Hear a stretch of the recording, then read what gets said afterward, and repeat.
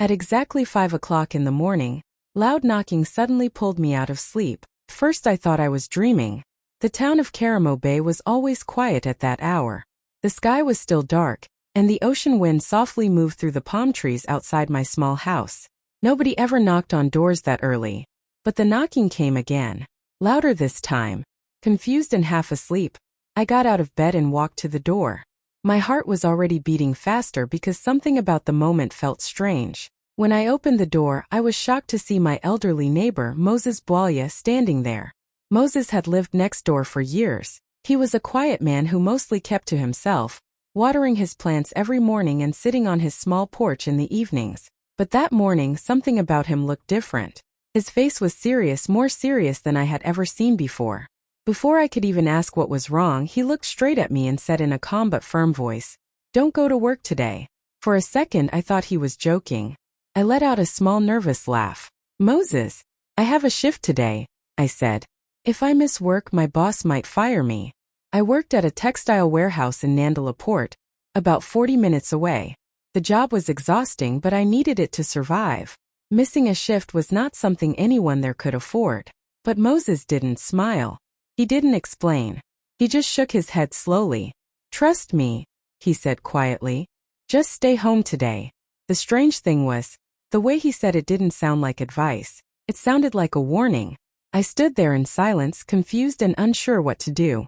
A part of me wanted to ignore him, grab my keys, and go to work like every other day. But another part of me felt something in my chest I couldn't explain. So after a long moment I slowly nodded. "Okay," I said. At that time I thought I was just skipping one day of work. I had no idea that this simple decision was about to change my life forever. Moses had lived next door to me for many years, but I never really knew much about him. Everyone in Bay knew who he was, yet no one could say much about his life. He was a quiet man who kept mostly to himself. Every morning he watered the plants in his small garden, and in the evenings he liked to sit on his porch and watch the sun slowly disappear over the ocean. He never talked much, but whenever he did speak, people listened.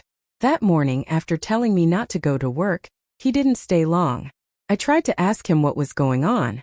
"Moses, why are you saying this?" I asked, still standing in my doorway, confused and half awake. But he simply looked at me for a moment and gave a small, calm smile.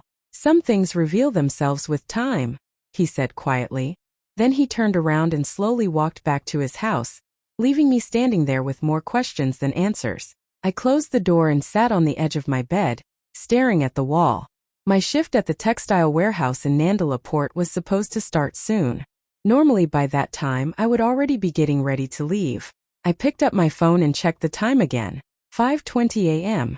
Part of me felt stupid for even thinking about staying home. Missing work was risky. My boss was strict and people had been fired for less. I grabbed my keys and stood up, ready to leave. But then I suddenly remembered the way Moses had looked at me. His voice had been calm but serious, almost like he knew something I didn't. I slowly sat back down. Minutes passed. Then an hour. The morning felt strangely quiet. I made some tea but could barely drink it. My mind kept going back to the same question. Why would Moses tell me not to go to work? Around 7 a.m. my phone started buzzing. It was a message from one of my coworkers. "Where are you? You're late." Then another message came. "Boss is asking about you." Soon more messages started appearing. "Did you call in sick?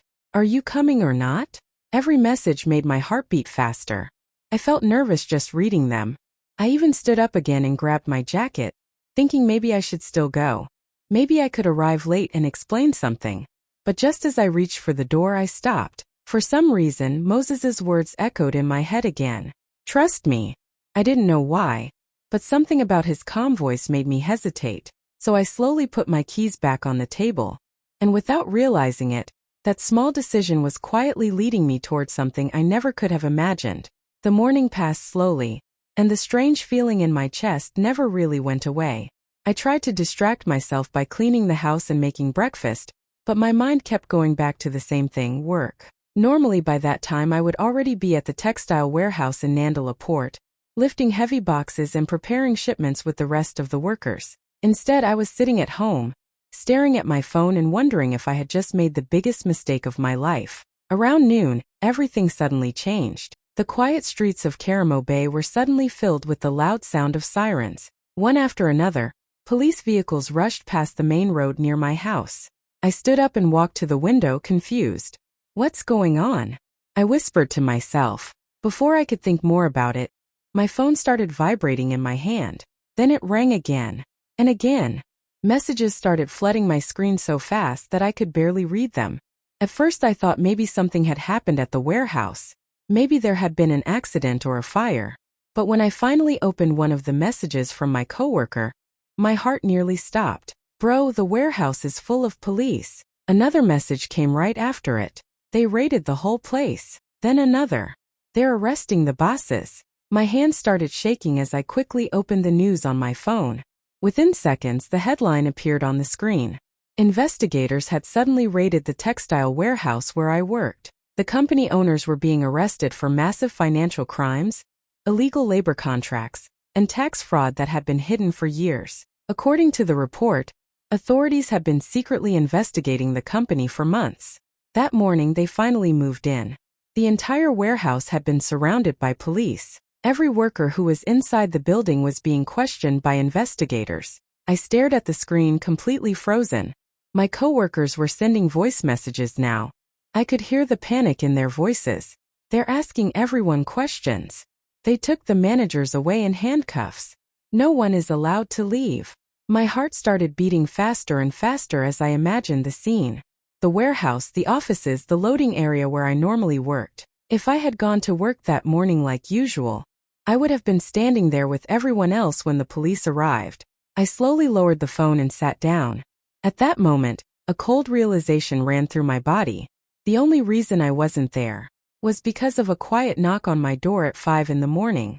And suddenly, Moses's words didn't feel strange anymore. They felt like they had just saved my life. The entire afternoon, I couldn't stop thinking about what had happened. My phone kept buzzing with messages from coworkers. Some of them sounded scared. Others were angry. Everyone was confused about what was going to happen next. But my mind kept going back to one thing. Moses, how did he know? By the time evening arrived, I couldn't sit still anymore. The sun was slowly setting over Karamo Bay, painting the sky orange and gold. I walked outside and looked toward Moses's small house next door. As usual, he was sitting on his porch, quietly watering the plants in his garden as if nothing unusual had happened that day. I walked over to him, my heart still full of questions. Moses, I said, standing near the fence, we need to talk. He looked up at me calmly, like he had been expecting this moment all day. Then he placed the watering can down and nodded toward the empty chair beside him. Sit, he said gently. For a moment, neither of us spoke. The ocean breeze moved through the trees, and the quiet evening felt very different from the chaos of the morning. Finally, I couldn't hold it in anymore. How did you know? I asked. The raid, the police, everything. Moses looked toward the sunset for a long moment before answering. His face grew more serious than I had ever seen before. Because many years ago, he said slowly, I worked for that company. I blinked in surprise. You worked at the warehouse? He shook his head slightly. Not in the warehouse. In the office. I was an accountant. That shocked me even more. He explained that many years ago, before I even moved to Karamo Bay, he had handled the company's financial records. At first, everything seemed normal. But over time he started noticing strange numbers, money disappearing, illegal contracts being signed with workers who didn't even understand what they were agreeing to. The deeper he looked, the worse it became. There was corruption everywhere, he said quietly. Lies, stolen money, and people being used. So he did what he believed was right. He tried to report it, but instead of being thanked, he was pushed out of the company. They forced him to leave and made sure no one would hire him again in the industry. After that, he said softly, I chose a quiet life. I sat there in silence trying to process everything. But how did you know the raid was coming now? I asked. Moses leaned back in his chair. A few days ago, he said.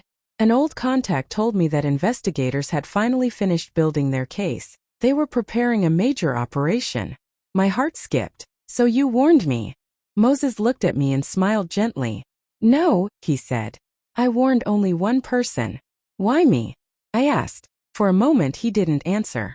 Then he said something that made my chest tighten. Because a year ago, when I was very sick and couldn't even leave my house, everyone ignored me. He looked straight at me. Except you. You were the only neighbor who brought me food and medicine. He gave a small smile. Kindness is never forgotten. The next morning, the reality of everything finally started to sink in. The textile warehouse in Nandala Port was officially shut down. The news spread quickly across Karamo Bay and the nearby towns. The owners had been arrested, the offices were sealed, and investigators were still going through documents and computers. Hundreds of workers suddenly found themselves without jobs overnight. Even though I had avoided the raid, I was still one of them. That thought sat heavily in my chest. For the first time since the sirens had filled the town the day before, fear started to replace the shock. I sat at my small kitchen table staring at my phone, scrolling through the news again and again. No warehouse. No salary. No job. My mind kept racing with the same questions. Rent, food bills. How was I supposed to survive now? My coworkers were already panicking in the group chat. Some of them were blaming the company. Others were blaming the government. A few of them were even saying they might have to leave town to search for work somewhere else. Reading those messages made my stomach tighten. I felt like the ground under my life had suddenly disappeared. Later that afternoon, I stepped outside just to clear my head.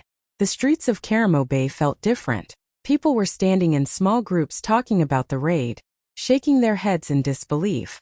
Without even thinking, my feet carried me next door again. Moses was sitting on his porch like always, calmly trimming one of his plants. When he saw me, he didn't ask any questions. It was almost like he already knew what I was thinking. I sat down in the chair beside him and sighed deeply. The warehouse is finished, I said quietly. Everyone lost their jobs.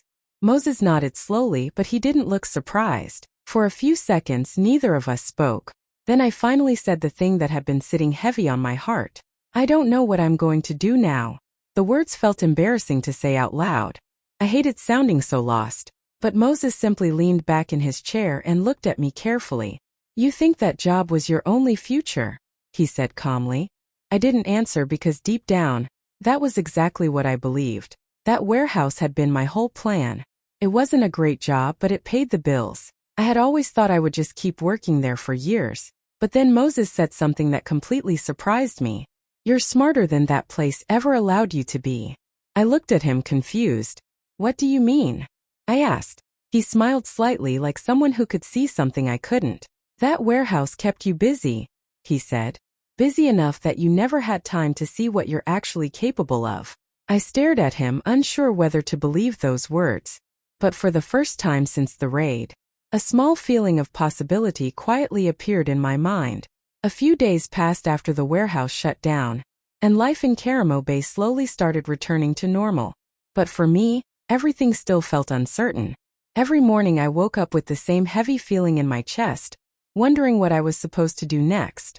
I spent hours searching for jobs on my phone, calling places in nearby towns, even thinking about moving somewhere else, but nothing seemed promising. It felt like the door to my future had suddenly closed. One evening, as the sun was setting and the sky turned deep orange over the ocean, Moses called me over while I was sitting outside my house. I want you to meet someone, he said calmly. I followed him next door, curious but also a little nervous. Inside his small living room, a woman was sitting at the table drinking tea. She looked confident and professional, the kind of person who seemed used to making big decisions. Moses, this is him? She asked with a small smile. Moses nodded. Yes, this is the young man I told you about. Then he turned to me. This is my old friend Salam Ngolo. I shook her hand politely, still unsure why I was there. Salam was known across Kavira district as a successful entrepreneur. She owned several businesses, transport companies, storage facilities, and trading offices in different towns. People often talked about how she built everything from nothing through years of hard work. Just sitting in the same room with someone like her made me feel a little out of place. We started talking, and Moses briefly told her about what happened at the textile warehouse and how I had avoided the raid that day. Salam listened quietly, occasionally nodding. Then she asked me questions about my work, my experience at the warehouse, how shipments were handled, how workers organized deliveries, and how delays affected customers. At first I felt nervous, but as the conversation continued, I realized I actually knew a lot about the business. After years of working there, I had learned how everything operated behind the scenes. When I finished explaining one of the processes, Salam leaned back in her chair and smiled. "You understand logistics better than most managers I've hired," she said. I didn't know what to say. Then she told me something I never expected. She explained that she was preparing to launch a new logistics company that would move goods between Makara City, Lutendo Plains, and several coastal towns. But she had been struggling to find someone trustworthy who truly understood the daily challenges of warehouse operations. Then she looked directly at me. "I think you might be exactly the person I'm looking for," she said. My heart skipped. "What do you mean?" I asked carefully. She smiled again. "I want you to manage the new company." For a moment, I honestly thought I had heard her wrong. People spend their entire lives hoping for an opportunity like that. And somehow it was suddenly being offered to me. For a long moment, I just sat there staring at Salam, trying to understand what she had just said. Manage her new logistics company? The idea felt so big that my mind could barely process it. Just a few days earlier, I had been a warehouse worker who spent his mornings lifting heavy boxes and following orders. Now someone was asking me to run a company. It felt unreal. I don't know if I can do that," I said honestly. Running a business is a huge responsibility. Salam didn't look offended. In fact, she seemed to expect that reaction. She simply folded her hands on the table and watched me carefully. "I'm not looking for someone perfect," she said calmly. "I'm looking for someone who understands the work and can be trusted." Even with her words, fear still filled my chest. What if I failed? What if I made a mistake that cost her money? What if everyone realized she had chosen the wrong person? All those doubts started rushing through my mind. "I've never managed anything like that before," I admitted. For a moment the room became quiet. I looked down at the table, unsure what to say next. That's when Moses finally spoke. He had been sitting quietly the whole time watching the conversation. Now he leaned forward slightly and looked straight at me. "Do you remember how scared you were on the day you started at the warehouse?" he asked. I nodded slowly. Of course I remembered. I had been nervous and unsure back then too. "But you learned," he continued gently.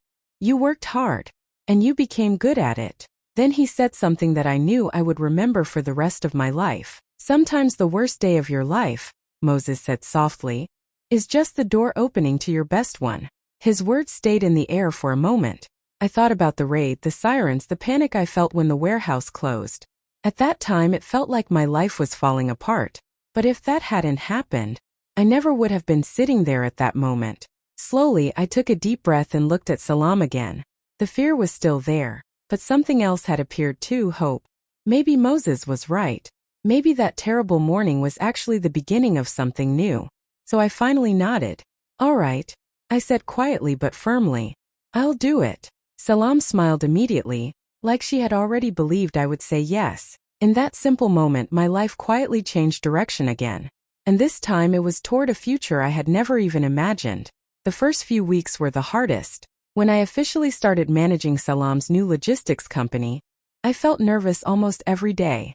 Everything was new: meetings, planning delivery routes, hiring workers, talking with business partners. Sometimes I woke up early in the morning wondering if I had made a huge mistake by saying yes. But slowly things began to change. The experience I had gained from years of working in the warehouse turned out to be more valuable than I ever realized. I understood how shipments moved, where delays usually happened, and what workers needed to do their jobs properly. Many managers only saw numbers on a screen, but I had actually done the work myself. Because of that, I started fixing small problems that other people usually ignored. We improved the way trucks were loaded. We changed delivery schedules to avoid traffic. We organized storage spaces better so workers could find goods faster. Little by little, everything became more efficient. Within a few months, the company started growing faster than anyone expected. More businesses began trusting us to move their goods between towns. Soon our trucks were traveling regularly between Makara City, Lutendo Plains, and several coastal areas around Karamo Bay. Every week new contracts were being signed. Sometimes I would stand in the yard and watch our trucks leaving one after another, and it still felt hard to believe that I was the one responsible for running everything. Salam often told people that hiring me was one of the best decisions she had made. Hearing that always made me smile, but deep inside I also felt grateful to Moses for believing in me first. Word about the company's success started spreading across the region. People in town began looking at me differently. The same neighbors who once saw me as just another warehouse worker were now congratulating me and asking how everything had happened so quickly. One afternoon, something even more surprising happened. I ran into a few of my old coworkers from the textile warehouse. They had heard about the logistics company and came to see it with their own eyes. When they saw the trucks, the offices, and the workers reporting to me, their faces were full of shock. "Wait, you're running this place?" one of them asked. I laughed and nodded. They looked around again, still trying to believe it. Not long ago, they had felt sorry for me when I missed work the day of the raid. But now, standing there in the middle of a growing company, I realized something strange. The day everyone thought I was unlucky was actually the day my life started changing for the better. One quiet evening after a long day of work, I walked back to my house in Karamo Bay just as the sun was beginning to set. The sky was glowing with deep orange and pink colors, and the ocean breeze felt cool after the heat of the day. It had been months since my life changed, but sometimes it still felt unreal. As I walked past Moses's house, I saw him sitting on his porch like he always did, watching the sunset and gently watering the plants in his small garden. "Long day?" he asked when he saw me. I smiled and sat down in the chair beside him. "Very long," I replied, "but a good one." For a few minutes we both just sat there quietly, looking out toward the sea. The town was calm, and the sound of waves could be heard in the distance. Then a question that had been living in my mind for months finally came back. "Moses," I said slowly, turning toward him, "I've always wanted to ask you something again." He raised an eyebrow slightly. "That morning, the day you knocked on my door at 5 in the morning." He nodded, remembering. "How did you decide to warn me?" I asked. "There were hundreds of workers in that warehouse. Why did you come to my door?" Moses looked out toward the sunset again. For a moment he didn't say anything. Then a small smile appeared on his face. "Because kindness always comes back," he said simply. I looked at him, confused for a second. Then he reminded me of something I had almost forgotten. About a year before the raid, Moses had become very sick. He had caught a bad fever and was too weak to leave his house for several days. Most people in the neighborhood barely noticed. Others simply assumed someone else would help him. But one evening, when I saw that his porch light had been off for days, I knocked on his door to check on him. When I realized how sick he was, I started bringing him food, medicine, and groceries every day until he recovered. It didn't feel like anything special at the time. To me, it was just helping an elderly neighbor who needed support. But to Moses, it meant much more. "When everyone else ignored me," he said quietly, "you were the only one who cared enough to knock on my door." He looked at me with warm eyes. So when I heard that the raid was coming, I knew exactly whose door I needed to knock on. Hearing those words made my chest feel tight with emotion. In that peaceful moment, watching the sun disappear behind the ocean, I finally understood something powerful. Sometimes the smallest act of kindness can return to you in ways you never expect. When I look back now, it's hard to believe how one small moment changed everything. Sometimes I sit outside my house in the early morning, watching the quiet streets of Karamo Bay slowly wake up, and I think about that day again. The day when someone knocked on my door at exactly 5 in the morning. At that time, it felt like a strange and confusing moment. I was sleepy, annoyed, and worried about being late for work. If someone had told me that those few minutes at my front door would completely change the direction of my life, I probably wouldn't have believed them. But that's exactly what happened. If I had ignored Moses that morning, if I had grabbed my keys and rushed to the warehouse like every other day, my life might look very different right now. I would have been inside that building when the police arrived. I would have been questioned for hours with everyone else. And even if nothing bad had happened to me, I probably would have spent years stuck in the same exhausting job, believing that was the only future I could have. Instead, one unexpected warning changed everything. Losing that warehouse job once felt like the worst thing that could happen to me. I remember the fear and uncertainty I felt when I realized the company was shutting down. But now I see it differently. That moment didn't destroy my future. It opened the door to a better one. Because of that day I met Salam. Because of that day I discovered what I was capable of doing.